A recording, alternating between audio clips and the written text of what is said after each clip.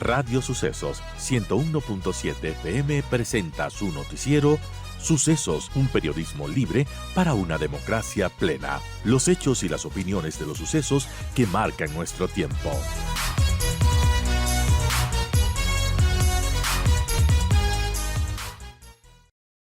Continuamos para, conversar de dos temas importantes. Uno, tema de coyuntura que tiene que ver con las nuevas preguntas que envió el presidente de la República, que presentó al público porque todavía no entiendo que no ha enviado a la Corte Constitucional. Y también algo que se está cocinando para mañana es la marcha que convoca el mismo presidente a la ciudadanía para pedir paz, seguridad y justicia. Hay quienes dicen, ¿cómo es esto de convocar una marcha para autopedir y exigir seguridad? Eso es lo que vamos a preguntar a Santiago Caguasquí. ¿Cuál es su lectura de todo lo que está pasando? Bienvenido, Santiago Caguasquí. Él es investigador del Observatorio de Reformas Políticas en América Latina.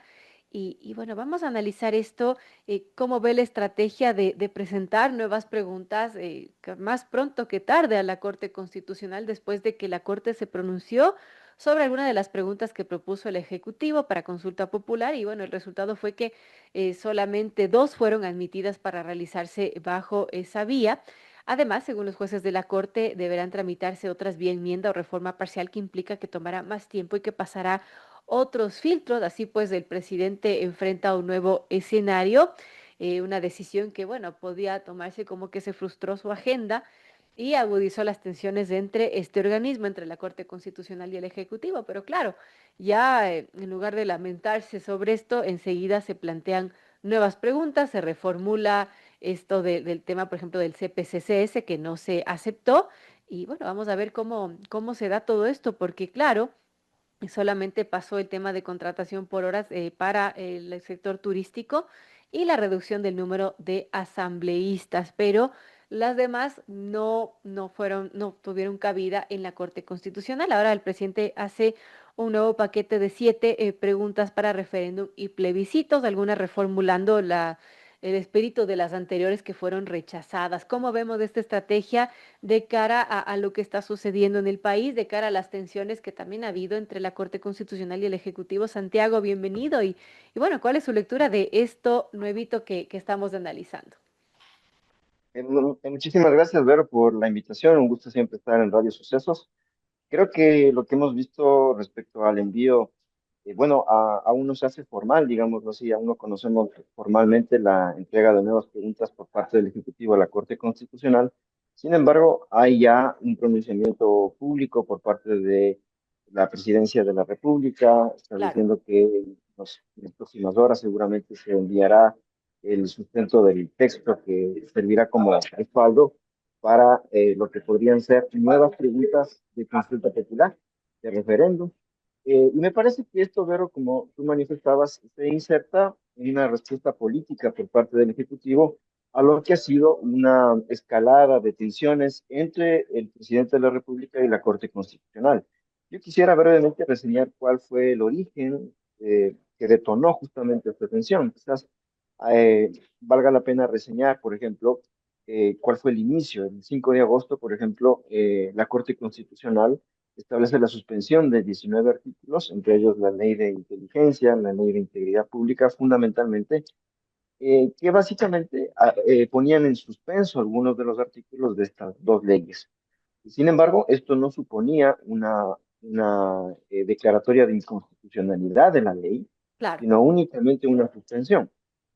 A semana seguida, el 5 de agosto al 12 de agosto, el presidente convocó justamente a una marcha en Quito, donde existió una movilización importante de personas, se colocaron vallas, de cierta manera se estigmatizó por parte del Ejecutivo, aunque no se ha hecho, digamos, una culpa de ello, pero existió una estigmatización de los jueces en vallas en las principales arterias de Quito, acompañado también de una fuerte militarización del entorno de la Corte Constitucional y de un discurso también, Vero, que colocaba a los jueces de la Corte como entronizados, como causantes, como responsables de la inseguridad, como responsables también del aumento de las muertes violentas.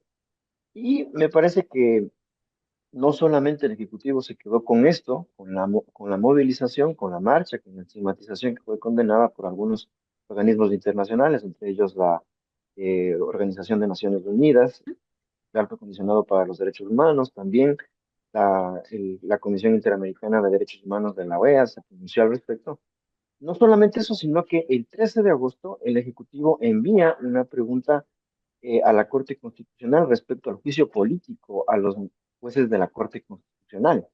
En respuesta a la Corte Constitucional, hace pocos días del 4 de septiembre, negó la calificación de esa pregunta y me parece que lo que vemos ahora, Vero, que tú has manifestado respecto a estas nuevas preguntas que ha enviado el presidente de la República el día de ayer, es justamente una reacción política a lo que estaba en entredicho justamente en la atención, que era si los jueces de la Corte Constitucional deben o no ser sujetos de control político por parte de la Asamblea. Me parece que esto disipa de alguna manera la respuesta de la Corte Constitucional. Algunas de las preguntas se han reformulado, algunas insisten, por ejemplo, en los procedimientos judiciales abreviados para efectos de sanción de varios tipos penales.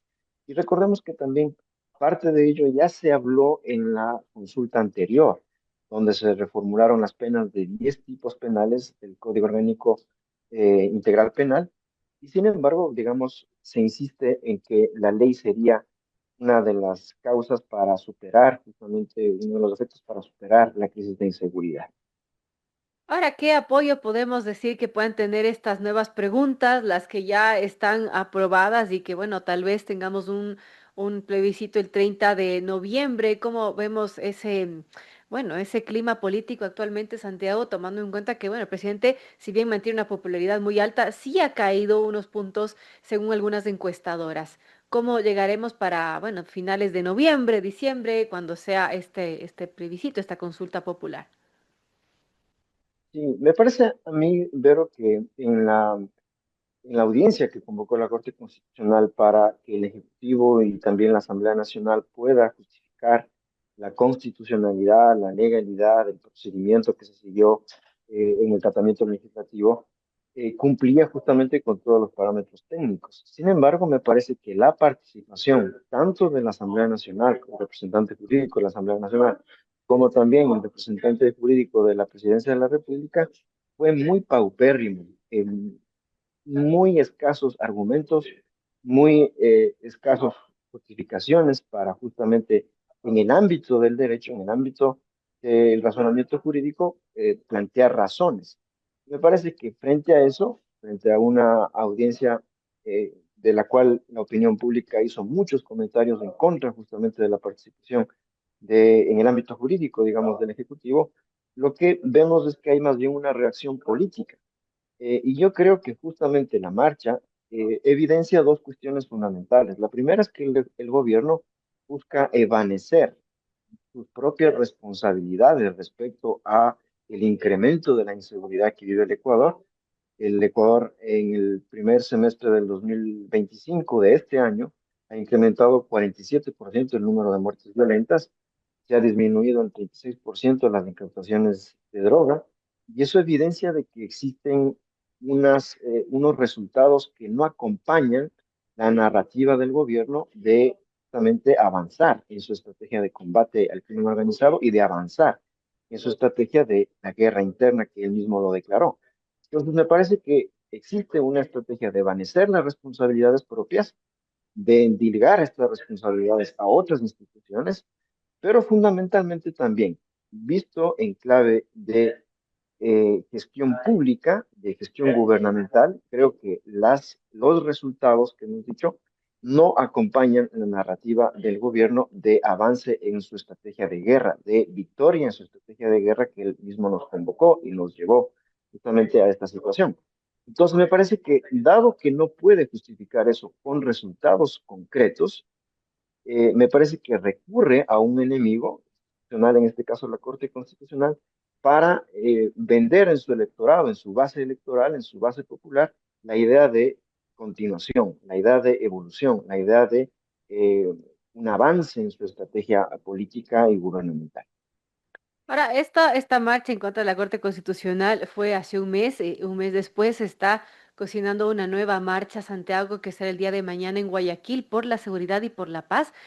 ¿Cuál sería la estrategia detrás de la marcha? Porque uno podría pensar que si es que no hay resultados, si no, pese a la narrativa, pese a los esfuerzos, las acciones concretas no lo acompañan, sería contraproducente, bueno, llamar a las calles justamente para autoexigirse algo que no se ha podido ofrecer, que es la seguridad.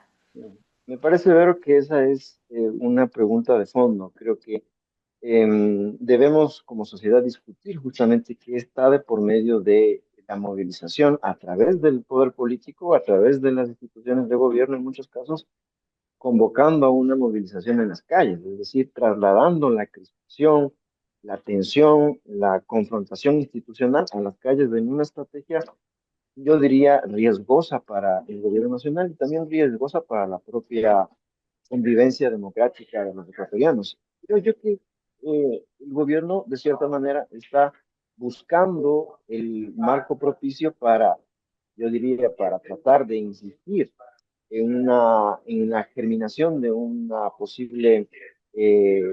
de un posible contexto favorable para quizás la convocatoria de una asamblea constituyente, o también yo diría para quizás emular malamente lo que ya ha sucedido en otros casos con regímenes que son similares al del gobierno de Novoa, como lo sucedió en El Salvador, por ejemplo. En El Salvador, lastimosamente, el 1 de mayo del 2021, la Asamblea Legislativa destituyó a los 5 miembros de la Sala Constitucional y al fiscal general, justamente porque la Sala Constitucional en El Salvador puso una piedra de tope en los recurrentes estados de excepción que prácticamente tienen a El Salvador 4 años consecutivos en estado de excepción. La reacción política del gobierno de Bukele fue destituir a los miembros de la Corte Constitucional sin procedimiento constitucional, sin cumplir con el procedimiento constitucional y legal.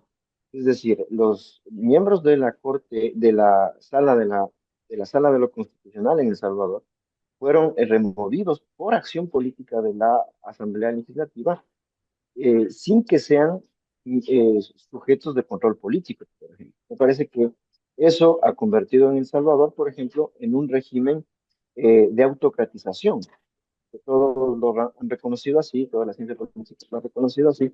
Me parece que quizás el gobierno en Ecuador podría también estar emulando, ya hemos tenido algunos elementos de consistencia para pensar en ello, que el gobierno nacional estaría transitando justamente por un camino de autocratización que sería muy peligroso para el Ecuador, muy riesgoso para el Ecuador, muy riesgoso para sus instituciones democráticas y hay que justamente pues, plantear este debate en la opinión pública para que haya unos resortes que se manifiesten tanto en lo institucional como en la opinión pública.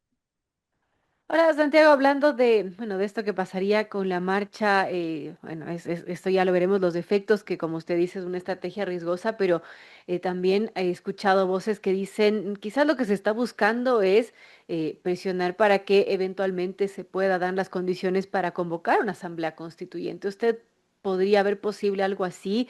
¿Se podría estar cocinando las condiciones para aquello?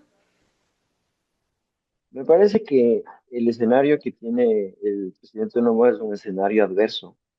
No es un escenario seguro para el gobierno nacional. La convocatoria en este momento a una asamblea constituyente, creo que las circunstancias que llevaron a el presidente de la República al poder no han cambiado respecto a estos casi 2 años y un poco más que ha tenido en funciones.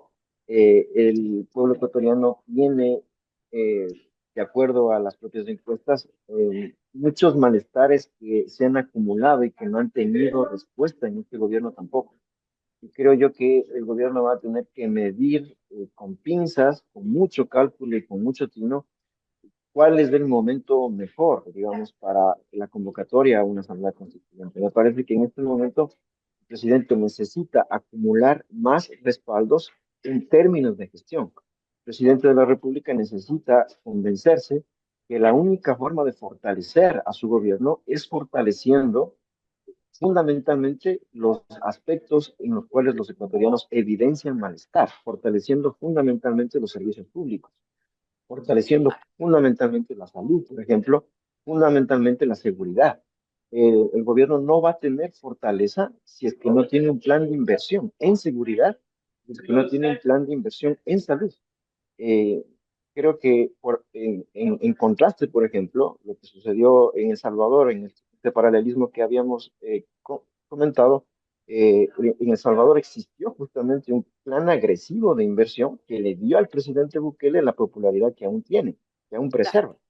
El caso del presidente Noboa, creo que esa popularidad aún es quizás como arena entre las manos. Un día se la tiene y otro día no. Si es que no comprende cuál es realmente el corazón para preservar su popularidad, va a ser quizás un arma de doble filo una convocatoria a una asamblea constituyente con una popularidad que aún está en vilo. Así es, y bueno, vamos a ver qué sucede al final del día. Con esto terminamos la entrevista, Santiago. ¿Qué futuro le augura a estas preguntas nuevas que se plantean y que sin duda pronto irán a revisión a la Corte Constitucional? Y bueno, ¿cómo llegaremos, si es que se da la consulta para finales de noviembre? ¿Cómo llegará esa popularidad, esa aceptación del presidente para que, bueno, estas preguntas tengan también un resultado positivo? Y me parece que algunas de las preguntas, por ejemplo, el tema del Consejo de Participación Ciudadana, ha sido quizás algo que ha despertado el consenso en la comunidad académica, en la comunidad de investigadores, en la opinión pública, respecto a la modificación de este Consejo de Participación. Me parece a mí que la Corte Constitucional va a tener que quizás revisar sus propios fallos, obviamente, sus antecedentes jurisprudenciales, para tratar de dar una salida a esto que ya ha sido, digamos, evidencia de una necesidad de transformación institucional. Me parece que el Consejo de Participación Ciudadana ha sido y es desde su origen, desde el nacimiento del Consejo de Participación Ciudadana, incluso con las propias observaciones del Consejo Transitorio, que también siguió acarreando los mismos vicios de origen. Y este Consejo de Participación Ciudadana, aún vigente, también acarrea vicios que son de origen, es decir, la propia configuración del Consejo de Participación me parece que es una de las pocas instituciones en Latinoamérica que tiene la alta capacidad de nombrar superintendentes, Consejo de Participación, el Consejo Electoral, Tribunal Contencioso Electoral, procuradores, eh, defensor del pueblo, defensor público, es decir, tiene un alto poder. Creo yo que a lo largo de todos estos años hemos visto más bien la maleabilidad política del Consejo. El Consejo de Participación ha sido cooptado por el poder en todos estos años y lo que hemos visto es justamente que en todas las instituciones, en todos los regímenes republicanos, esta atribución está en la Asamblea Nacional, está en el Así legislativo, es. obviamente con ciertos requisitos, con un procedimiento agravado en muchos casos, pero está en el legislativo. Me parece que eso debe cambiar en el país. Es parte justamente, las tensiones institucionales que hemos tenido en estos últimos años, viene justamente de que el Consejo de Participación Ciudadana no ha sido capaz de responder a las necesidades institucionales de recambio en el país y muchas de las autoridades que están actualmente en funciones son autoridades prorrogadas o que están justamente esperando una renovación años. Entonces, me parece que el Consejo de Participación debe ser reformulado. Es una de las preguntas que el presidente de la República ha establecido justamente y la Corte Constitucional va a tener que revisar, obviamente, sus fallos previos, pero también dar alguna especie de salida a esta necesidad de reforma institucional. Bien, vamos a ver qué sucede. Muchas gracias a Santiago Kawasaki, investigador del Observatorio de Reformas Políticas en América Latina. Hablamos de varios temas, las nuevas preguntas que envió el Ejecutivo, que presentó públicamente y que enviará a la Corte Constitucional. También, bueno, la estrategia detrás de esta marcha que será convocada para el día de mañana y que estaremos pendientes. Y lo que, bueno, el futuro que le augura a todas estas. Gracias nuevamente, Santiago, por acompañarnos. Muchísimas gracias, Vero. Un gusto siempre estar en la radio.